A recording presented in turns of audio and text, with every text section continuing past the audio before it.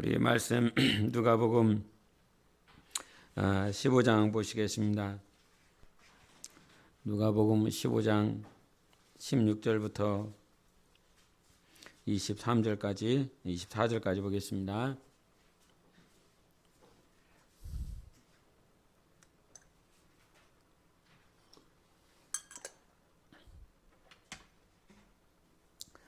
누가복음 15장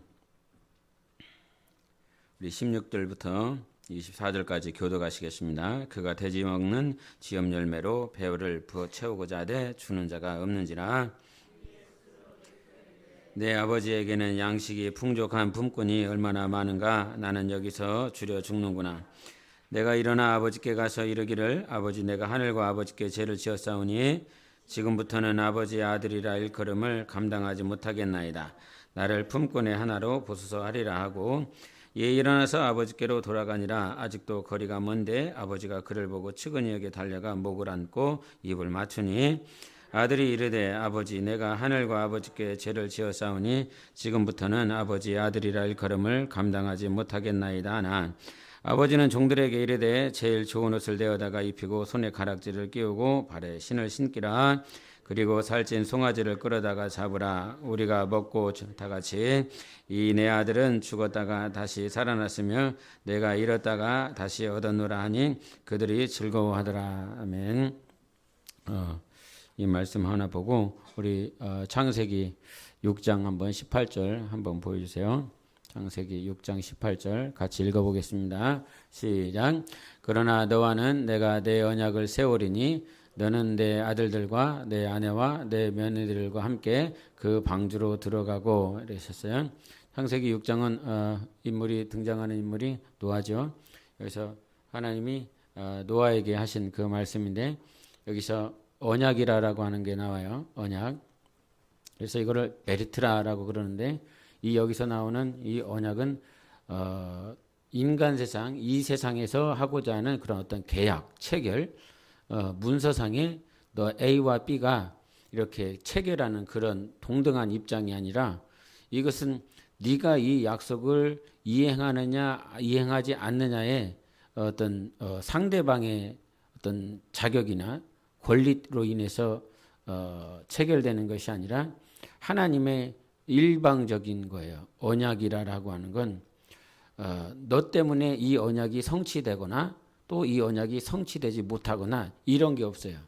하나님이 하시는 언약은 하나님께서 만약에 우리가 가끔 얘기를 하잖아요. 마리아 얘기할 때 내게 아들이 있을 것이다 라고 그랬어요. 근데 그 아들이 있을 것이라고 하는 것은 하나님께서 인류와 약속을 하신 것이에요. 그래서 이 인류와 약속하시는 것을 하나님께서 이루실 것이라 이 말이죠. 마리아에게만 와서 이렇게 약속을 한 것이 아니라 이사야서에 이미 약속을 했잖아요. 이새의 씨에서 나올 것이다. 하나님께서 약속을 했단 말이에요. 그래서 이 약속은 누구를 통해서든지 이루어진다. 할렐루야. 하나님의 약속은 누구를 통해서든지 이루어진다. 그래서 이거를 하나님께서 약속했다라고 하는 거는 이거는 경영이시라 이 말이에요. 이거를 하나님께서 약속을 하려면 뭔가 생각이 있어야 되잖아요. 그죠? 그렇죠? 뭔가를 약속을 하려면 내하고 너하고 약속을 하자. 그러면 그 약속에 대한 내용이 있을 거 아니에요. 그러면 그 내용이라고 하는 건 내가 가지고 있어야 되는 거예요. 그래서 하나님께서 약속을 했다라고 하는 건 하나님께서 이 안에 계획을 품고 있는 거죠. 그 계획을 품고 있는 거예요. 그래서 그거를 우리가 성경에서는 경륜이라 그랬단 말이에요. 경영하심이라 그랬어요. 그래서 이 경륜과 함께 잘 등장하는 단어가 뭐가 있어요? 섭리라고 하는 게 있죠. 경륜과 섭리 해보세요. 경륜과 섭리. 그래서 이 하나님께서 경영하시겠다. 경륜, 계획을 가지고 경영을 하시는데 이 경영하시는 것을 무엇을 통해서? 섭리를 통해서 성취를 한단 말이에요. 경륜을 무엇을 통해서 성취하신다고요? 섭리를 통해서 성취를 하신단 말이에요. 그래서 하나님께서 다윗을 통해서 예수 그리스도가 왕으로 다윗의 자손으로 오실 것이라고 하는 이새의 씨로 올 것이라고 하는 것을 하나님께서는 다윗을 통해서 이루셨다 이 말이죠. 그 이새에 다른 7 아들이 있었지만 이 다윗을 하나님께서는 그를 택하셔서 왕이 오실 예수 그리스도가 오실 그 길을 이루셨다. 마리아도 마찬가지죠. 하나님께서는 처녀 동정녀에게서 당신의 아들 예수 그리스도가 오실 것을 이미 약속하셨어요. 경륜을 가지고 있다 이 말이죠. 근데 섭리를 했어요. 그 베들레헴에 있었던 그 여인에게 주님께서 다가와 주셨어요. 네가 한번 해보겠냐?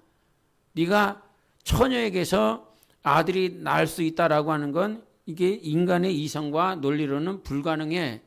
근데도 내 말을 믿어보고 해보겠냐? 그랬더니 내가 해보겠습니다. 계집종에게 당신의 말씀이 당신의 뜻이 이루어지기 원합니다라고 그가 화답을 하더라 이 말이죠. 그래서 경륜이라 하나님의 경영은 즉 하나님께서 약속하신 것은 반드시 이루신다. 근데 그 이루시는 과정 가운데 하나님은 뭐가 섭리, 인간들에게 섭리를 하신다. 그래서 그 섭리된 자, 선택받은 자, 그를 통해서 하나님께서는 하나님의 뜻을 이루시고 성취해 나가신다. 그래서 하나님께 붙들려 사용받는 자들에게 뭐가 있냐면 영광이 있다라고 그런 것이죠. 그래서 이 섭리가 오는 모든 자들을 이렇게 살펴보니까 그들에게는 은혜가 있어요. 하나님의 뜻이 성취가 되는, 즉 하나님의 언약이 이루어지는 일에 반드시 그 섭리가 있는 자들에게는 은혜가 있어요. 창세기를 보세요. 성경을 펴보서 6장 8절을 한번 보세요. 6장 8절 같이 읽어보겠습니다. 창세기 6장 8절 6장 8절 시작. 그러나 노아는 여호와께 은혜를 입었더라 그랬어요. 그러니까 하나님께서는 이 언약 섭리를 이루실 때에 반드시 은혜를 주셔요. 은혜. 근데 이 은혜, 하나님이 은혜를 줬다라고 그랬을 때 이 은혜가 도대체 뭐냐? 은혜가 뭐요? 라고 했을 때 노아를 통해서 창세기 계속 보세요. 우리 13절을 보세요. 6장 13절 같이 읽어보겠습니다. 6장 13절 시작. 하나님이 노아에게 이르시되 모든 혈육 있는 자의 포악함이 땅에 가득하므로 그 끝날이 내 앞에 이르렀으니 내가 그들을 땅과 함께 멸하리라. 은혜를 주셨다, 입었다라고 그래놓고 13절에 하나님이 노아에게 이르시되라 그랬어요. 그러니까 은혜가 어떻게 우리에게 임하냐면 그에게 하나님의 말씀이 임하는 거예요. 말씀을 주시는 거예요. 그러니까 은혜를 네가 받았냐? 그러면 뭐 기분이 좋고 막 감정이 좋고 상황이 좋아지고 막 이런 것이 아니라 하나님이 너에게 은혜를 주시면 그 은혜는 말씀으로 임하게 되어 있어요. 그래서 말씀을 받은 자가 은혜인 거예요. 은혜. 저한테도 줄 수도 있는 거잖아요. 다른 사람한테도 줄 수 있는 거잖아요. 근데 다른 사람한테 주지 않냐고 나에게 말씀을 하셨어.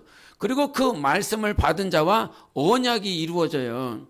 우리가 아담이라고 하는 이 아담과 에덴 동산에서 하나님께서 그에게 선악과실을 먹지 말라라고 하는 말씀이 임하지요. 그래서 이 말씀을 보통 이제 신학교에서는 이 언약, 아담과 하나님과의 언약이 이루어졌는데 이 언약을 뭐라고 얘기를 하냐면 행위 언약이라고 그래요. 행위 언약. 왜 행위 언약이라고 그러냐면 아담이 에덴 동산에서 선악과를 먹어야 돼 말아야 돼요. 먹지 말아야 되죠.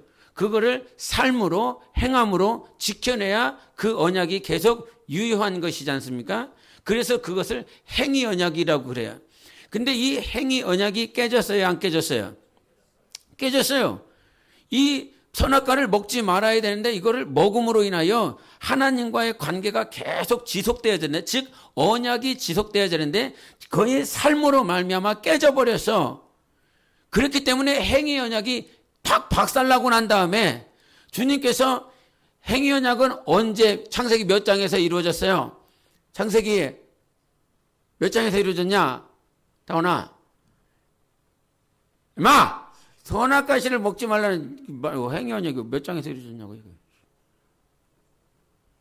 뭐야 이게? 창세기 2장에서 그랬죠? 맞아요? 알아야 아멘을 하지. 아니 그렇게 성경을 많이 읽는데 왜 몰라? 창세기 2장에서 이루어졌잖아요. 창세기 2장에서 선악과실 2장 17절이 16절이요. 거기서 행위 언약이 하나님과 내가 이거는 아담이 이걸 해보겠다라고 한 게 아니라 이 말이죠. 언약을 내가 그걸 한번 해볼게요 하나님, 이렇게 해서 언약이 체결된 게 아니라 이 말이야. 하나님께서 아담을 지으시고 난 다음에 일방적으로 오셔서 이 언약이 체결된 거란 말이죠. 내가 해보겠, 이 약속을 지켜보겠다라고 아담이 하나님과 한번 해보겠다고 이렇게 되어지지 않았어요. 이것을 지키면 생명이고 너 이것을 못 지키면 너 죽는다, 이게 일방적으로 했단 말이에요. 그래서 그 아담은 지킬 때에 행위로, 삶으로 지켜낼 때에 하나님과의 관계가 계속될 수 있었어요. 그런데 이 행위 언약이 2장에서 박살내버리고 깨져버린다 이 말이죠. 그래서 깨지자마자 3장에 들어가서 그 마귀를 심판하잖아요. 뱀을 심판하시잖아요. 그래서 이 여인의 후손으로 오시는 이가 그 마귀, 그 여인의 그 마귀의 후손을 그것도 완전히 박살내버리겠다라고 누가 오셔서 여인의 후손이 오셔서 박살내버릴 것이라고 했다 이 말이죠. 그래서 이 사단의 권세를 결박하고 승리케 하고 이기게 하시는 그 언약이 이 2장에서는 인간의 행위로 말미암아 하나님과의 관계, 약속이 이루어졌어요. 그런데 3장으로 넘어간 다음부터는 인간이 어떻게 행하느냐 마느냐에 거기 달려있지 않아. 구원과 승리가 누구에게 전가되었냐면 예수께 전가되었어요. 그래서 몰라? 네, 3장 보세요.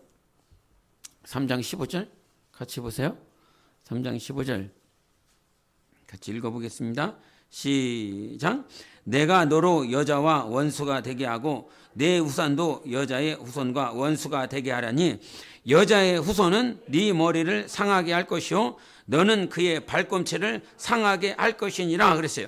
누가 여자의 후손이 네 머리를 상하게 할 것이라 그랬다 이 말이죠.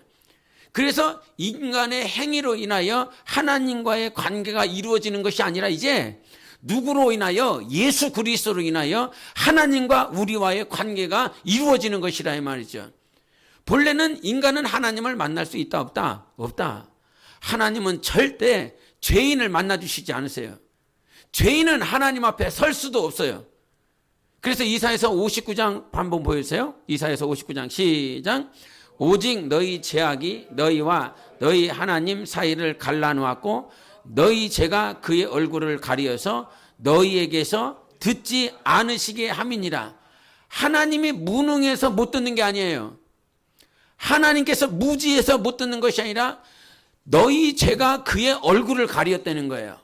그리고 너희에게서 듣지 않으시게 함이니라 이렇게 했어요. 죄는 하나님이 능력이 있으시고 전지하시지만 죄가 끼인 곳에서는 하나님께서 일하시지 않으세요. 그래서 절대로 죄인은 하나님을 만날 수가 없어.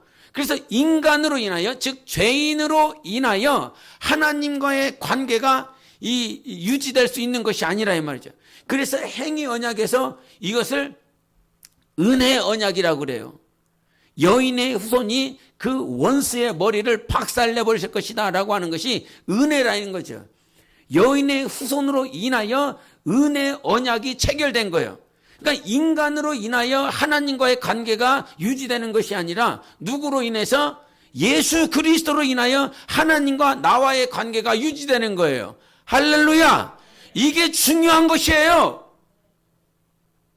너의 행위로 인하여, 즉 첫째 아담으로 인하여, 그 행위로 인하여 하나님과 나와의 관계가 계속 결속되어지고 굳건하게 유지되는 것이 아니라 이제 모든 언약을 누구에게? 예수 그리스도에게 맡기셨다 이 말이죠. 약속.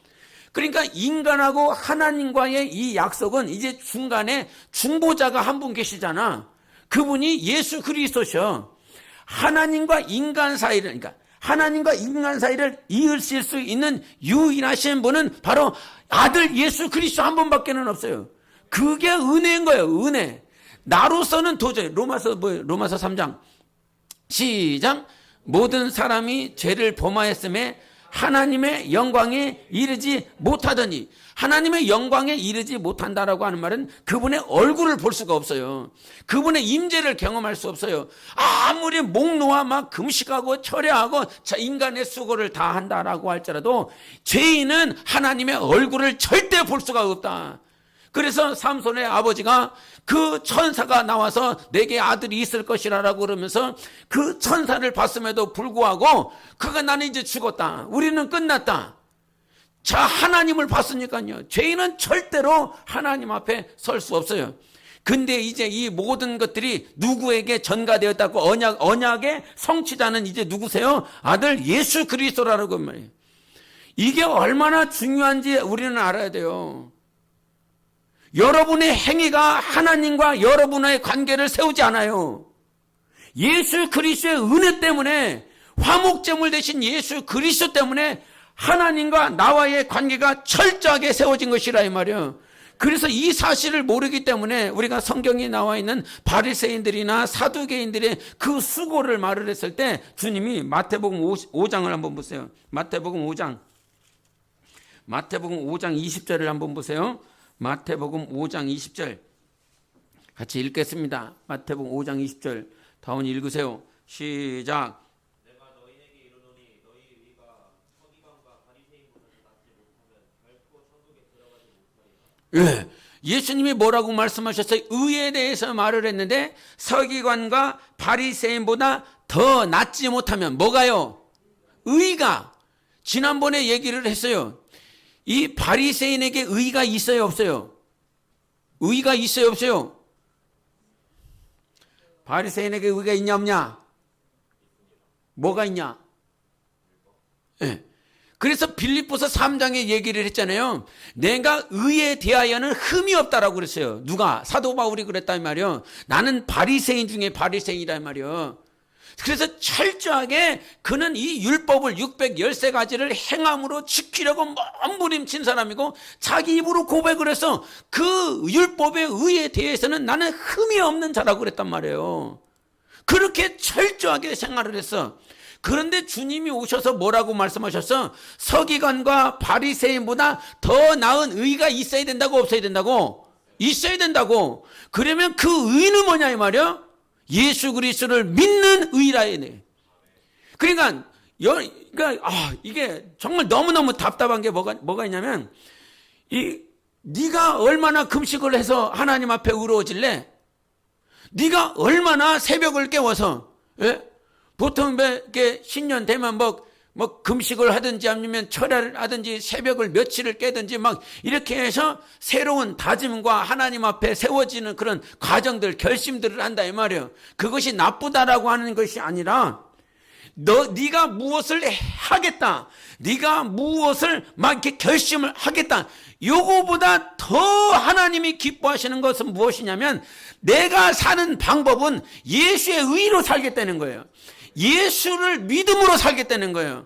그래서 네가 무엇을 행했느냐가 주님께서 그것을 막 보고 있는 것이 아니라 네 안에 뭐가 있냐 이게. 네 안에 주님은 아들 예수보다 큰 것이 없어요. 아들 예수. 갑자기 생각나지. 나 이럴 땐 너무 힘들어. 요한일서 한번 보세요. 요한일서 4장. 요한일서 4장 4절.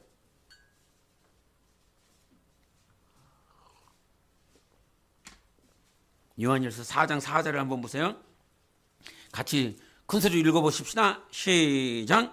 자녀들아, 너희는 하나님께 속하였고 또 그들을 이기었나니 이는 너희 안에 계시니가 세상에 있는 자보다 크심이라. 야, 우리 보고 이겼대요. 이겼어? 이겼냐고? 근데 성경을 뭐라고 그래요? 자녀들아, 너는 하나님께 속하였고 또 그들을 이겼대. 누구를 이겼다는 거예요? 그 위에를 보니까 적그리스도의 영을 이겼다는 거예요.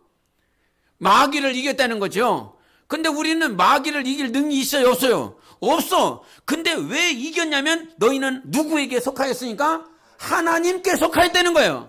근데 이 하나님에 대해서 설명하는데 이는 너희 안에 계시니가, 우리 안에 하나님이 계십니다. 너희 안에 하나님이 계셔. 성령이 임하셔서 이 성령이 누구보다 크다는 거예요? 세상에 있는 자보다 크심이라고 그랬어요. 자들이 아니라 자요. 단수라 이 말이요. 세상에 있는 자라고 하는 것은 무슨 말이냐면 마귀를 얘기하는 거예요. 단수를 얘기하는 거예요.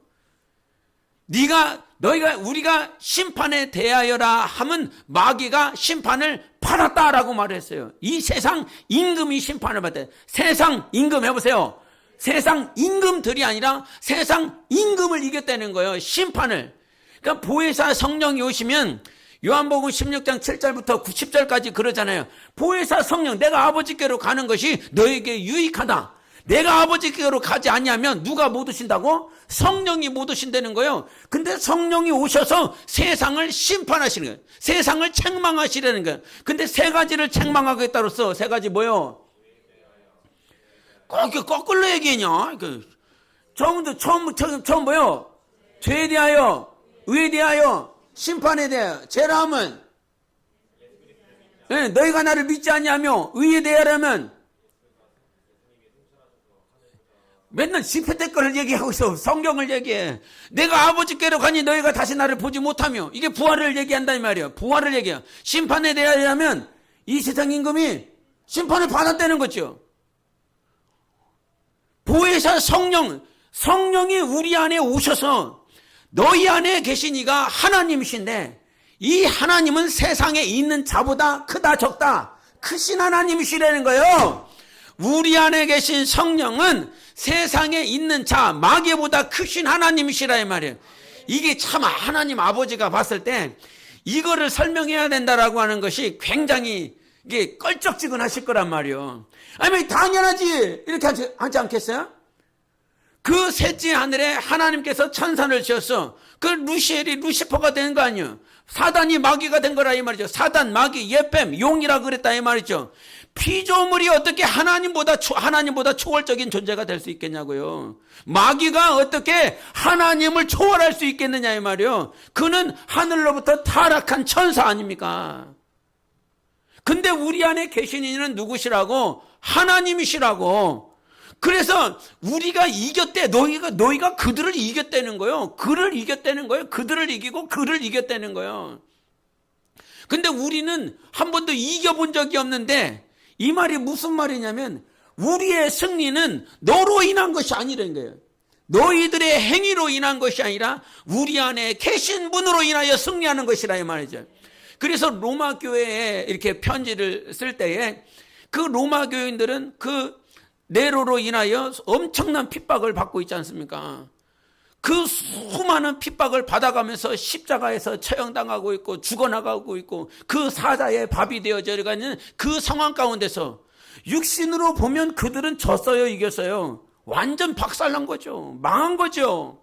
그거보다 더 심한 게 없어. 완전히 박살난 거야. 근데 그들은 성령으로 보니까 이겼다 졌다 이겼다는 거예요. 우리가 디모데후서 4장 7절에 내가 믿음의 선한 싸움을 싸워서 그 말이 무슨 말이에요? 내가 선한 싸움을 싸워서 이겼다는 거예요. 왜? 그 가말리엘의 교법사의 그 스승의 제자 밑에 있었으면 지금의 하버드 교수 되는 거 아니에요? 그 하버드의 총장이 될 수도 있었을 거예요. 그런데 그 자리를 내려왔어요. 누구 때문에? 예수 그리스도 때문에요.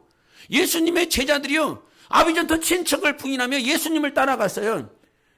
우리가 예수를 믿으면 뭐 좋은 차 타고 좋은 집에 가고 좋은 직장에 가고 좋은 학교를 가고 뭐 좋은 거, 뭐 형통한 거 이것을 말을 하는데 성경은 그렇게 얘기하지 않아요. 그거는 따라올 수도 있고 안 따라올 수도 있어요. 아멘을 안 해? 좋은 차 타야 돼? 네? 그거는 따라올 수도 있고 안 따라올 수 있어요. 그러나 진짜 이긴 자는 어떤 자냐면 예수 그리스도로 사는 자예요. 예수 그리스도를 붙드는 자가 이기는 자인 거예요. 요한일서 5장 보세요. 요한일서 5장 4절 5절을 같이 보세요. 요한일서 5장 4절 5절 같이 시작. 무릇 하나님께로부터 난 자마다 세상을 이기느니라. 세상을 이기는 승리는 이것이니 우리의 믿음이니라. 예수께서 하나님의 아들이심을 믿는 자가 아니면 세상을 이기는 자가 누구냐? 여기서 누가 이긴다고 그랬어요? 하나님의 아들이심을 믿는 자가 세상을 이긴다고 그랬어요. 하나님의 아들이 누구요? 예수 그리스도. 즉 예수 그리스도를 믿는 자만이 세상을 이기는 거예요. 이게 하늘의 법칙이라 이 말이에요. 하늘의 법칙. 그래서 나의 행위 언약에 꽂혀 사는 삶이 아니라 이제 당신의 생각과 마음이 은혜 언약으로 들어가야 된다 이 말이죠. 오직 여인의 후손만이 그 마귀의 머리를 박살내버리고 우리를 승리케 하실 것이라 이 말이죠. 그래서 예수 안에 있는 자가 승리하는 거예요. 그래서 서기관보다 바리새인보다 너희 의가 서기관과 바리새인보다 더 낫지 아니하며 요 얘기를 하는 것이라 이 말이에요. 우리에게는 의가 있어야 됩니다. 어떤 의? 오직 예수로 살고 예수로 죽고 예수로 믿고 사는 그 의가 있어야 되는 것이라 이 말이에요.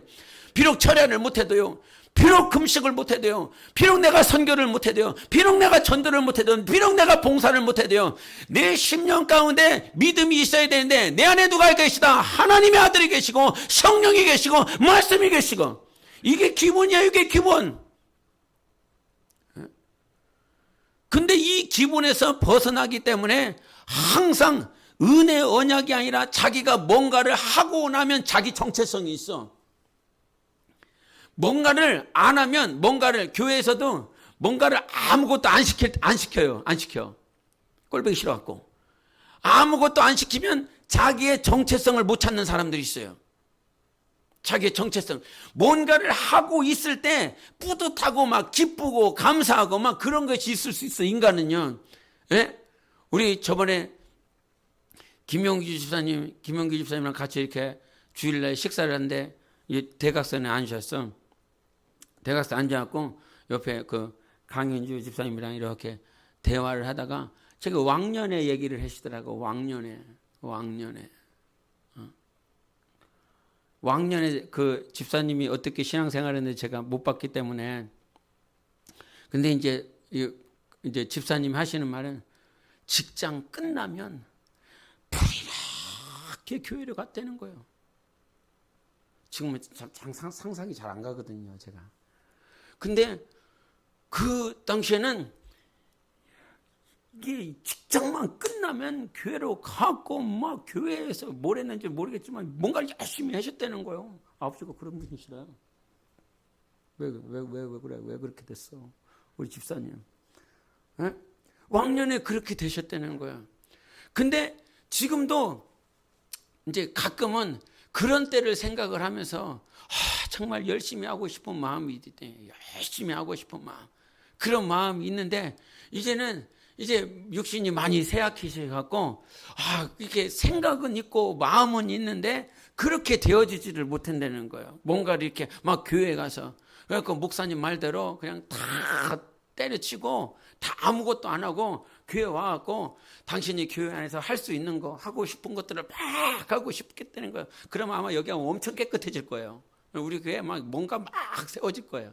예? 근데 그렇게 하지 못하시는 그 한켠에 이 어떤 그런 마음들이 있다는 거죠. 아마 우리도요, 이 어떤 주님을 향해서 뭔가 행위가 되어지고 막 하는 그런 모양들이 없으면 스스로도 내가 지금 제대로 가고 있는지 아니면 내가 옳게 살아가고 있는지, 지금 제가 믿음과 삶, 믿음과 행위를 분리시키고자 하는 것이 아니에요. 믿음과 행위는 반드시 함께 따라가는 거예요.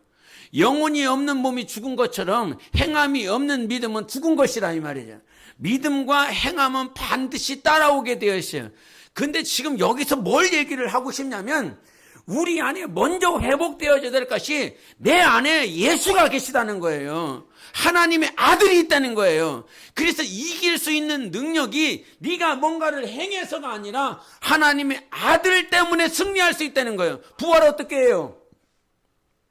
예? 요한일서 또 봐요. 요한일서 5장 14절 보세요. 12절 11절 12절 보세요. 같이 보겠습니다. 시작. 또 증거는 이것이니 하나님이 우리에게 영생을 주신 것과 이 생명이 그의 아들 안에 있는 그것이니라. 아들이 있는 자에게는 생명이 있고 하나님의 아들이 없는 자에게는 생명이 없느니라. 생명이 있어야 부활하죠. 그렇죠? 생명이, 영원한 생명이 있어야 부활을 하는 거예요. 근데 그 부활의 근원은 어디 있냐면 아들 예수 그리스도가 있냐 없냐 이거예요. 네 안에 아들 예수가 있으면 너에게 생명이 있는 것이고 그 생명으로 인하여 부활을 하는 것이라 이 말이죠. 그래서 선한 자는 무슨 부활? 요한복음에 선한 일을 한 자는 생명의 부활을 하고 악한 일을 한 자는 심판의 부활로 나간다고 그랬어요. 여기서 선하다라고 하는 게 뭐예요? 우리가 여기서 선하다라고 하는 것은 어떤 뭔가 선한 일을 하는 행위에 집중하지 않아요. 하나님께서 이 선하다라고 하는 건 히브리어로 토브라고 그러는데 이 토브는 아주 보기 좋다라고 하는 거예요. 예? 이것이 너의 하나님이 네가 뭔가를 일을 하고 있으니까 막 좋은 것이 아니라면 깐난아기 이렇게 있잖아요. 깐난아기가 가서 막 밭일을 해요? 막 월급을 벌어와갖고 아버지 봐세요. 그냥 그 아기라고 하는 그 존재는 그냥 살아있는 존재만으로도 부모에게 기쁨이 되는 상태란 말이죠. 얘가 뭔가를 일을 하고 뭐 돈을 벌어오고 막 마사지를 해주고 막 안마를 해줘야 얘가 기쁨이 되는 그 상태가 아니라 이 말이죠. 하나님께서 우리를 창조하실 때에 토부하셨다고 그랬어요. 보기 좋았다라고 말씀하셨다 이 말이죠. 하나님의 뜻대로 지음받고 하나님의 뜻대로 살아가는 그 존재만으로도 하나님은 보기 좋았다라고 말씀을 하시는 것이라 이 말이에요. 선한 일을 행한다라고 하는 건 일에 집중하는 것이 아니라 그 선한 일 자체가 그것을 얘기하는 거예요. 토부를 얘기하는 거예요. 좋은 상태를 말한다 이 말이죠. 그러면 좋은 상태라고 하는 것은 뭐 여기에 뭐 점이 없고 흠이 없고 육신적인 상태를 얘기하는 것이 아니라 하나님이 가장 선하신 분은 누구시라고요? 하나님 한 분밖에 없어요. 왜 네가 나를 선하다 하느냐? 부자 청년에게 얘기를 하잖아요. 선하신 분은 하나님 한 분뿐이시다 그랬다 이 말이죠. 그래서 하나님이 가장 선하고 기쁘고 토부 상태로 우리를 바라보는 상태가 어느 상태냐면 뭔가 행위 중심적인 것이 아니라 내 안에 하나님으로 충만할 때요. 예수 그리스도로 충만할 때. 그래서 여러분 성령 모셔드렸을 때 막 회개가 터졌어. 회개가 터지고 눈물 콧물을 쏟고 오직 하나님으로만 가득 찼어. 그때가 하나님이 가장 여러분을 기뻐하는 상태예요. 토부 상태예요. 너 가장 선하다. 우리는 선할 수가 없지만 하나님으로 가득 찼을 때, 예? 그 이정훈 교수의 간증이 그거잖아요. 예? 어떻게 하면 이 종교 기독교를 박살내버릴까라고 그래서 이 절간에 가갖고 어떻게 하면 없앨까. 근데 그러다 말고 이가 마비가 중풍병을 갖고 막 바닥에 쓰러져 버렸다 이 말이죠. 쓰러져 버리고 난 다음에 드는 생각이 처음으로 드는 생각이 뭐냐면 내가 죄인이다. 하나님 앞에 철저하게 죄인이다. 그 전까지는 서울대 대학원 나오고 막 교수고 그러니까 잘 나가는 사람이잖아요. 예? 세상적으로도 존경을 받고 학적으로도 학식이 넘쳐나기 때문에 많은 사람들에게 인정을 받는 이라 이 말이에요. 그래서 나름대로 자기 안에 의의가 있었다 이 말이죠. 그런데 하나님을 만나니까 이 세상에서 자기가 가지고 있는 그 작은 의의가 철저하게 무너지면서 자기의 인식이 무엇이냐면 내가 하나님 앞에서 죄인이다. 그리고 그 순간에 모든 육신은 마비가 되었는데 자기의 영혼은 하나님을 인식하면서 살아계신 하나님을 경험했어요. 살아계신 하나님을 경험하고 난 다음에 그 마비가 중풍이 풀어지면서 살아계신 하나님 앞에 회개가 터지고 그 회개하고 난 다음에 모든 세상이 완전히 다르게 보였죠. 하나님을 만나면 다르게 보여요. 하나님을 못 만났기 때문에 죄인의 시각 가지고 사는 거예요. 성령을 모셔드리고 성령이 충만하고 오순절날에 그 성령의 기름 부음이 있으니까 모든 세상이 아름답게 보이죠. 그것을 경험해야 되는 거예요. 나는 진짜 신기한 게요.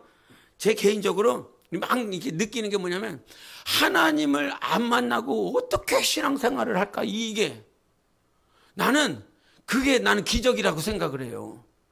홍해를 가른 것보다 더 큰 기적은 뭐냐면 어떻게 예수 그리스도를 못 만났는데 기도를 하고 있고 예배를 드리고 있고 찬양을 하고 있을까? 나는 그게 너무 힘들 것 같거든요.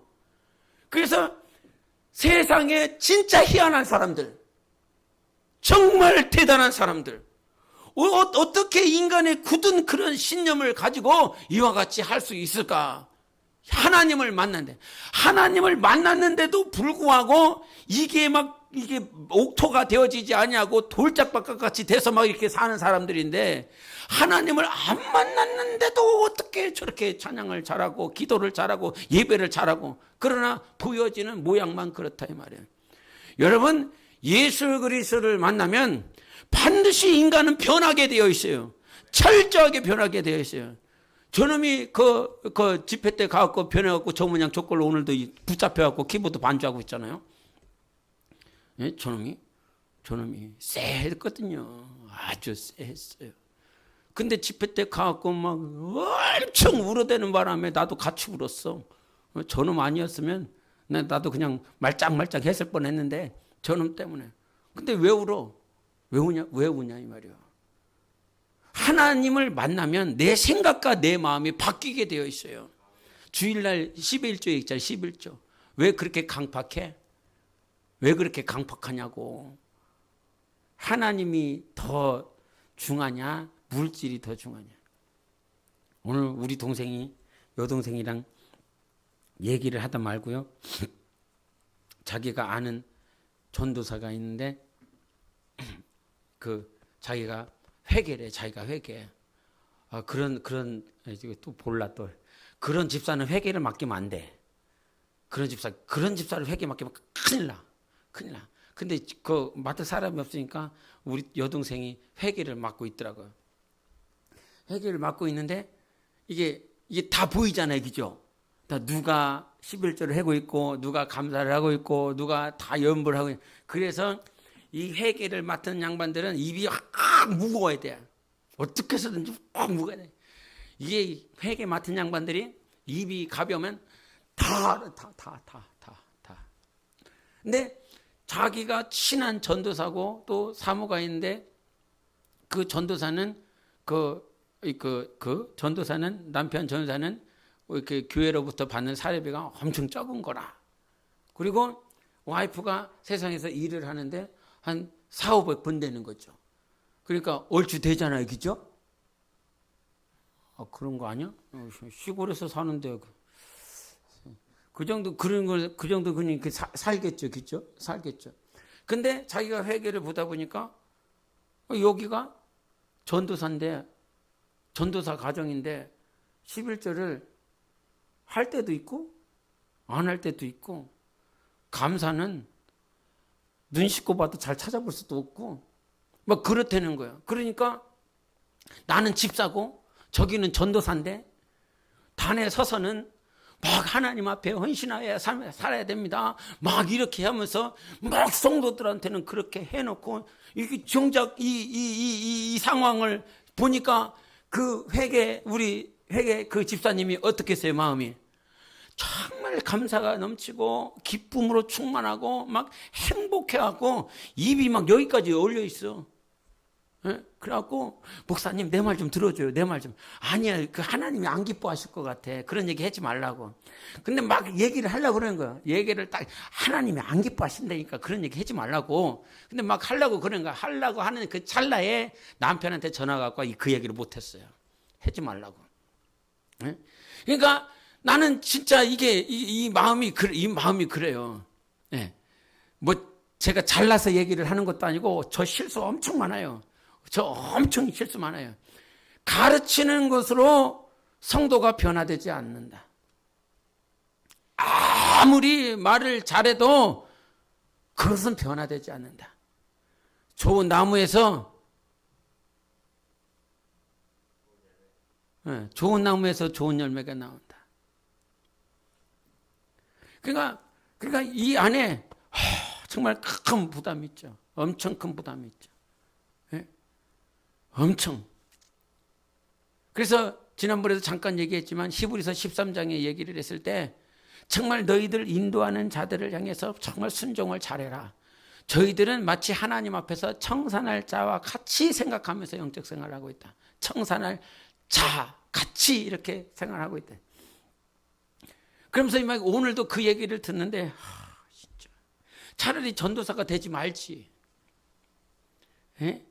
차라리 전도사 사모가 되지 말지. 그거 해갖고 결국은 따라와야 될 성도들을 실족하게 만들고 마음에 시험 들게 하고 마음을 어렵게 만드는 것 아닌가. 차라리 그들이 평신도였다면 그러려니 하겠지. 예? 그러니까 이 땅에 있으면서 정말 우리는 반드시 선택할 때가 있어요. 하나님이냐 물질이냐, 천국이냐 이 세상이냐, 오직 예수냐 아니면 너의 장래냐, 반드시 선택할 날이 와요. 이것이 신앙생활을 옳게 하는 자, 정말 하나님의 뜻대로 하려고 하는 자, 하나님을 사랑하려고 하는 자가 되면 반드시 그 시즌이 와요. 그 시간이 올 수밖에 없어요. 이것이 안 오는 사람은 뭔가 지금 잘못된 사람이에요. 주님은 그러잖아요. 넓은 길로 가는 사람들은 많어. 그러나 이 좁은 길로 가는 사람들은 찾는 이가 많지만 들어가는 자는 적다고. 반드시 이 시즌이, 이 시기가 올 수밖에 없어요. 예수 앞에 기도하는데, 말씀을 보는데 하나님 사랑할 수 있게 해달라고, 예수님을 닮게 해달라고, 고난을 받게 해달라고, 하늘의 영광이 있게 해달라고, 하나님 앞에 설 수 있는 그런 왕 같은 제사장이 될 수 있게 해달라고 기도는 하는데, 그러면 안 오겠느냐 이 말이에요. 반드시 올 수밖에 없어요. 이건 하나님의 뜻이에요. 우리 삶 가운데 그 여동생이 오빠 나 고난이 오지 않게 기도해줘. 고난 받기는 싫어갖고.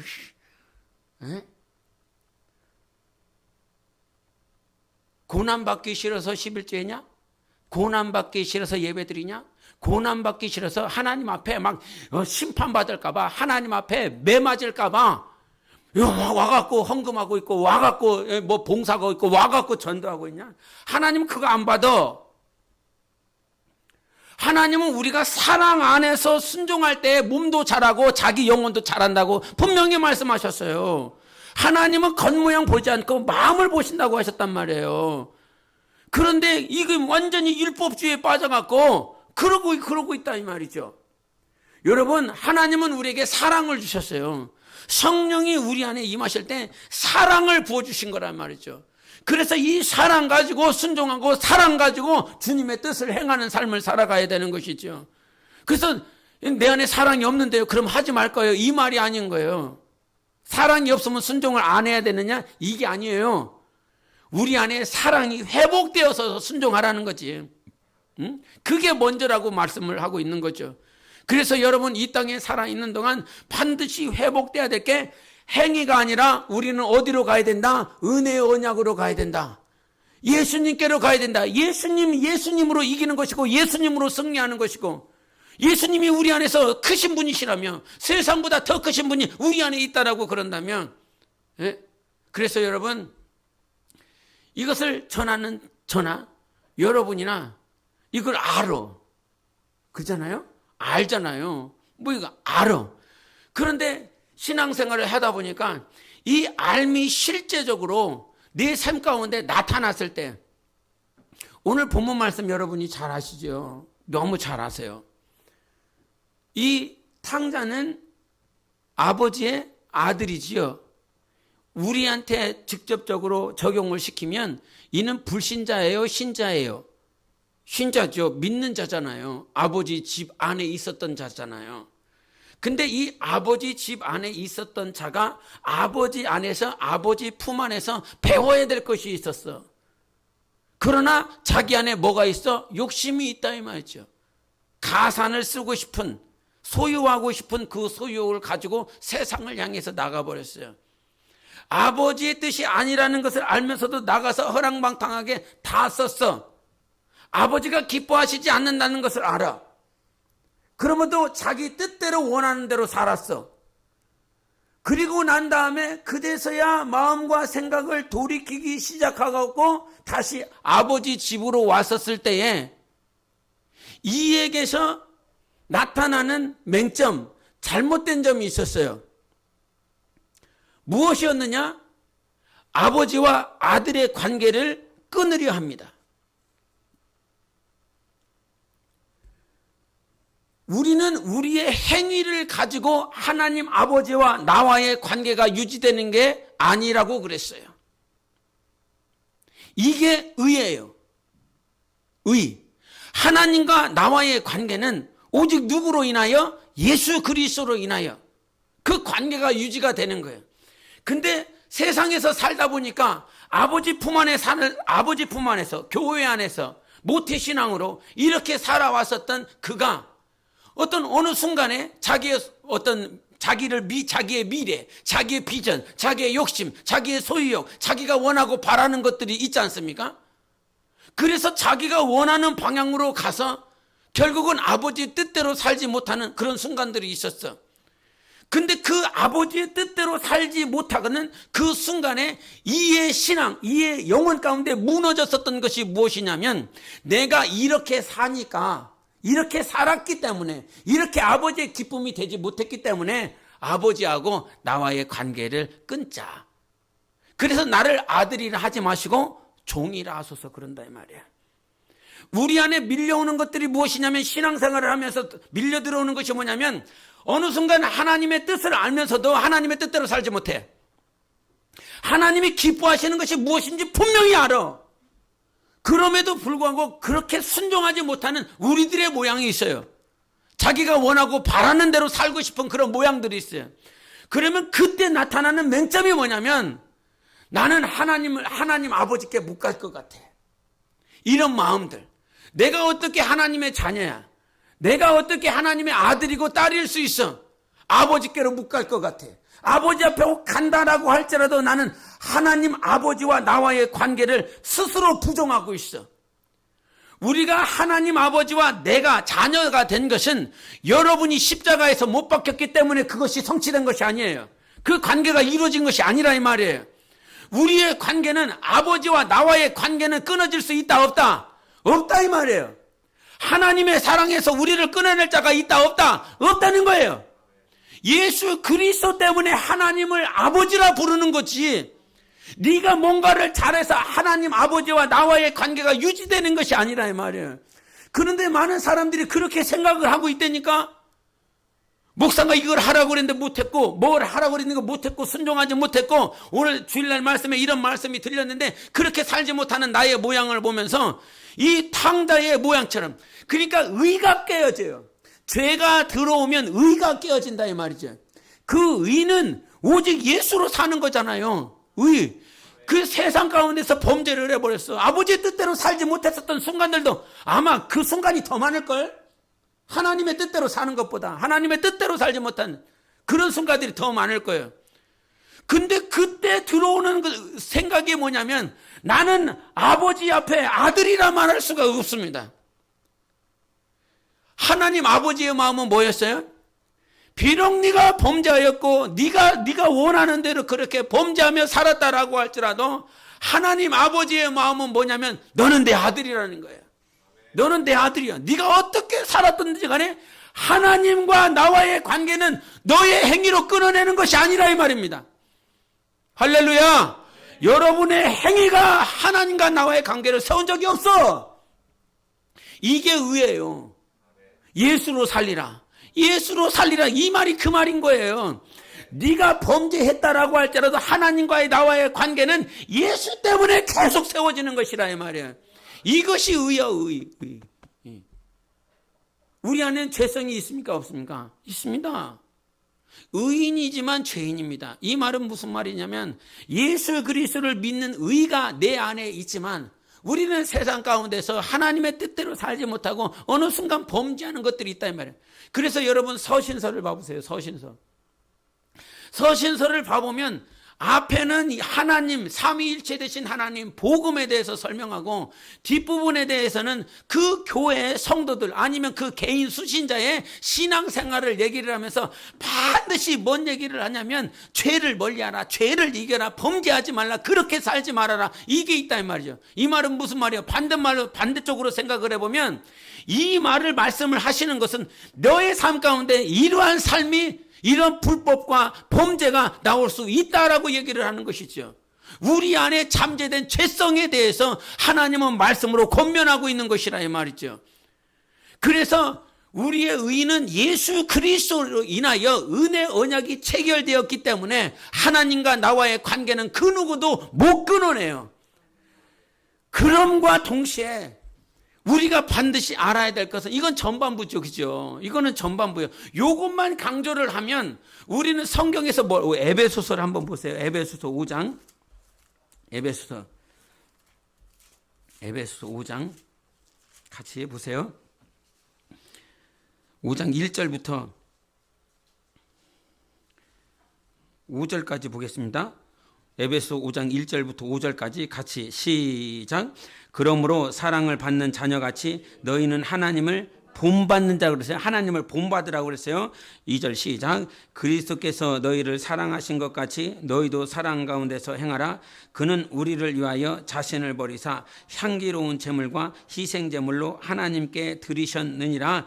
2절에는 너희도 사랑 가운데서 행하라고 그랬어요. 하나님을 본받는 데 있어서 반드시 나와야 되는 게 하나님이 우리를 사랑하신 것처럼 우리도 사랑 안에서 행해야 되는 것입니다.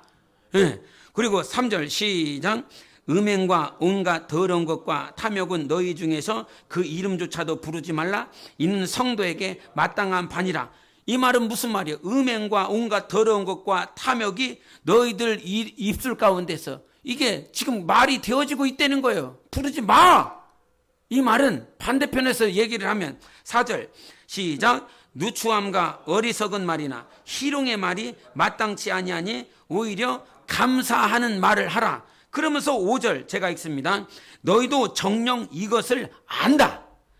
음행하는 자나 더러운 자나 탐하는 자 곧 우상 숭배자는 다 그리스도와 하나님의 나라에서 기업을 얻지 못한다 그랬어요. 말씀을 믿어요? 그런갑다라고 보는 게 아니라 그런갑다. 아, 그럴 수도 있겠다. 이게 이렇게 생각을 하면 말씀을 지금 잘못 보고 있는 거예요. 우리 안에는 하나님의 의가 있어요. 서기관과 바리새인보다 더 나은 의가 있어요. 이 의는 뭐냐면 하나님과 나와의 이 관계를 끌어낼 자는 이 세상에 없다는 거예요. 이 관계는. 그런데 이 관계 속에서 우리가 준비해야 될 것은 하나님의 나라 안에 들어가야 된다 이 말이에요. 이 관계는 끊어낼 수 있어요? 없어요? 없어요. 이 관계를 가지고서 이 땅에서 반드시 해야 될 건 뭐냐면 하나님의 나라에 들어갈 수 있도록 그 하나님의 나라가 나의 기업이 될 수 있도록 준비해야 된다 이 말이죠. 그래서 탕자에게서 나타나는 문제가 뭐냐면 죄를 범하니까 아버지 뜻대로 살지 못하니까 하나님과 그 자기 자신과의 관계를 스스로 끊어내버려요. 그래서 하나님 앞에 못 온다 이 말이죠. 그래서 범죄하면 마귀가 어떻게 끊어내냐면 내가 이렇게 생활했는데 내가 이렇게 범죄했는데 어떻게 아버지 앞에 가 어떻게 내가 하나님의 아들이고 하나님의 딸일 수 있겠어. 이 관계를 스스로 마귀에게 속아서 끊어낸다 이 말이죠. 그리고 탕자에게서 볼 수 없는 것이 무엇입니까? 첫째 아들과 탕자와의 차이는 뭐냐면 첫째 아들한테는 나의 모든 것이 네 것이라고 그래요. 그러나 탕자에게는 그런 의미가 없어요. 잔치를 벌어주고 환영을 하고 같이 즐거워하며 기뻐하기는 하지만 첫째 아들은 내 것이 네 것이야 라고 하는 그 기업에 대해서 말을 하지 않아요. 기업을 상속받을 준비가 탕자에게는 되어지지 않았어요. 그러면서 제가 가끔 이게 저 스스로를 깨우칠 때 느끼는 게 뭐냐면 제가 한국 가서 가끔 느끼는 게 그거예요. 내가 만약에 중국에 넘어갈 때 성령의 감동이 있는 그 즉시로 움직였다고 그런다면 어떻게 하나님께서 일하셨을까? 하나님이 나의 삶 가운데 어떻게 일하셨을까? 성령의 감동을 받아서 6개월 정도를 딜레이를 시켰어요. 이게 내 성령의 감동인지 진짜 아니면 내 어떤 개인의 감정인지 성령의 감동인지 많은 목사님들한테 물어보고 막 다닌다 이 말이죠. 나도 잘 모르겠으니까 이 감동이 진짜 내 것인지를 모르겠으니까. 그러면서 한 6개월을 딜레이를 시켰어. 그래서 6개월 뒤에 지난 다음에 1월 달에 그 중국으로 넘어간대. 넘어가고 난 다음에 느끼는 만약에 그때 성령이 감동을 하실자마자 내가 순종을 하였다라고 그런다면 하나님께서 나에게 더 좋은 것으로 예비하지 않으셨을까? 이런 생각을 할 때가 있어요. 교회도 마찬가지고 여러분의 삶도 그렇게 대입이 돼요. 내가 지금 하나님께서 야 문 열어 줄게 이렇게 하고 있는데 내가 지금 문을 안 열고 있어. 지금 제가 하늘에 속한 자라고 하는 책을 다시 읽으면서 보는데 그 윈 형제가 성경책 한 권을 갖고 싶어서 엄청 기도를 했다는 거예요. 한 3개월 동안을 계속 금식하면서 아침과 점심을 금식하고 계속 3개월 동안 계속 기도를 했다는 거예요. 근데 3개월 뒤에 전혀 모르는 그 두 형제 사역자가 자기 집 앞에 와갖고 문을 두들기면서 당신이 윈 형제냐고 그러면서 성경책을 주고 밥비 주고 그렇게 도망가듯이 도망갔다는 거예요. 나중에 다 사실을 알아봤는데 자기가 금식을 시작할 때에 이미 하나님께서 이미 은퇴하신 노인 목사님한테 환상을 보여줬다는 거예요. 간절히 기도하고 있는 그 형제의 이름과 이 사람이 어디 살고 있는지 그 지역까지 환상을 통해서 아주 정확하게 가르쳐 줬다는 거예요.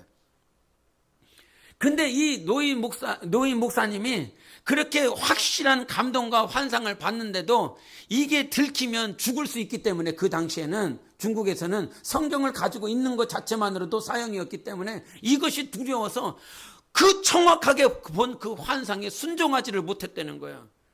근데도 계속 감동이 밀려오고 하나님께서 그런 말씀을 주시니까 3개월 뒤에 이 성경책을 그 두 형제를 불러갖고 가서 이 지역에 이 형제 이름이 있을 것이다. 그 사람을 찾아내갖고 이 성경책을 주고 와라. 이랬다는 거죠.